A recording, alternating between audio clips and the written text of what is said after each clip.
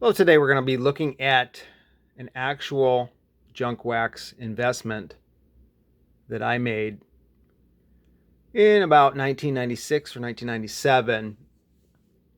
I traded um, for these cards as an investment. I was going to hold on to these cards, and I picked three players that I thought, and I picked the rookie cards of three players, and I thought if they would do well in their careers, that um, this would be a good investment. And so let's take a look at my junk wax investment and see how I did. The players that I picked were Frank Thomas, Ken Griffey Jr., and Barry Bonds. And like I said, this was early in their careers. So it was not a given that they were going to have Hall of Fame type careers. Um, but these were the players that I chose, and actually they did great. They outperformed what I could have even imagined. I was obviously looking. Let's see, could anybody maybe beat the home run record? That's kind of what I was going for. Let's see, maybe one of these players is gonna. And I thought maybe one of these three players could do that, and they did. Barry Bonds did. He actually pretty much had a Hall of Fame career when at the time that I got these cards, before steroids were even talked about. Um, the other two were also good. Frank Thomas and Ken Griffey Jr. had very good careers, and they were not involved at all with the steroids when pretty much everybody else was. So their careers stand up even more maybe than Barry Bonds because of that. The problem wasn't the performance of the players, because these three that I picked were great performing. They had great careers even after much later than when I bought these cards, and they're rookie cards. Well, I guess Barry Bonds, has some earlier cards, but that's not the problem. The problem was that there was overproduction of the rookie cards, and it was not really known, or at least I, as a kid, didn't know this factor. I was just told if you get a rookie card of a player that does has a great career, his cards are going to go up in value, especially his rookie card is going to be worth a lot of money.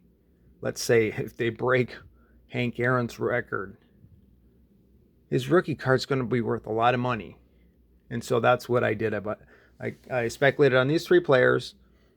The players outperformed what I could have even probably imagined. But I was very surprised 20 years later when I looked at the cards, the values, they're the same or lower than what they were, even though they had great careers. The values of the cards are the same or lower than at the time when I got them. And so let's take a look what I had. So first, Frank Thomas. I had 11 of the Topps Frank Thomas rookie card. And I thought, well, when I got back into the hobby, I thought, well, I'll look at the condition and see what we got here for condition wise. And I sent in kind of like my best one out of the group of 11. And the good thing is, I had at least one card that was in very good condition, and so that was good, but not so much on the other ones. Um, then I got the Ken Griffey Jr. Fleer. Had four of those, and they were all pretty much. I graded kind of my best or one that looked the best, and it came back 8. So they're more or less the near mint range. And although I thought the Donruss was a little bit better than this one, came back 7.5, And that's a kind of 4 of those as well, of the Donruss. And then 87 Topps Barry Bonds 7.5 range. So they're pretty much, I have 9 of these. 1, 2, 3, 4, 5, 6, 7, 8, 9.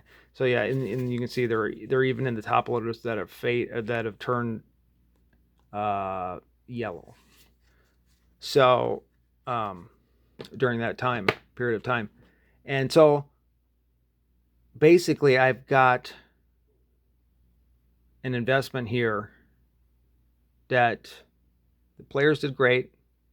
They are all rookie cards, but yet the value almost didn't hold.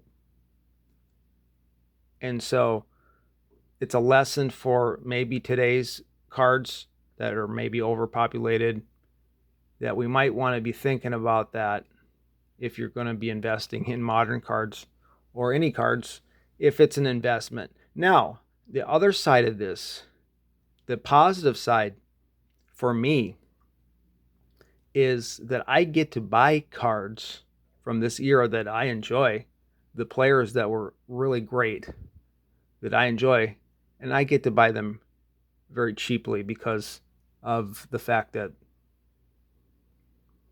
they're very affordable. The junk wax cards are very affordable. I can pick up all the kind of cards that I didn't have, like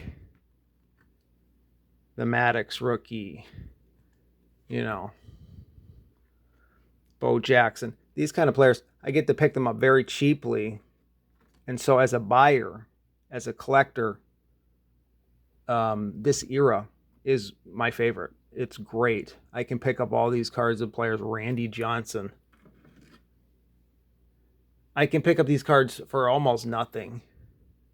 And it's great especially for a collector. You're just trying to display some, fun-looking cards of the players from the era that you grew up watching. And these guys were great. These are some of the best players, I think, ever. And so that part, as a collector from that era, it's fun, and it's especially affordable for someone like me to go back to the cards that I didn't have and pick them up. It's really great. So I'm enjoying that part of it, but disappointed that my investment that I had in these cards, it didn't work out. Comment down below what you think I should do with these. I obviously want to keep one of each, but I'd like to trade into something else. Maybe trade these into cards that I don't have from that same era. And then maybe I'm not sure, I didn't gain a lot, but I can get something that I still like. And it won't be the end of the world. These are liquid cards as far as, there's still people want these cards, even though a lot of people already have them. But there might be some, newer people in the hobby that don't have these from the junk wax era. And so maybe I can trade some of these and get something different that would be great for my collection. So that's my thoughts and my experience as a junk wax investor. Of course, I had other cards, and some of them went up in value and that sort of thing. I had some inserts from that, from the 90s and some, rarer cards too that went up in value. But these were cards that I specifically planned. I'm going to set these aside. I'm going to get these cards, set them aside, and in 20 years, if the players perform, we'll see. Maybe I'll have some money here that I could trade these or sell these and do something with. That didn't happen, and it's a lesson for us all about print runs and scarcity of the card we're looking at. So thanks for watching. Tell me what you think about my junk wax investment and maybe your investment in the junk wax era from that time. Thanks.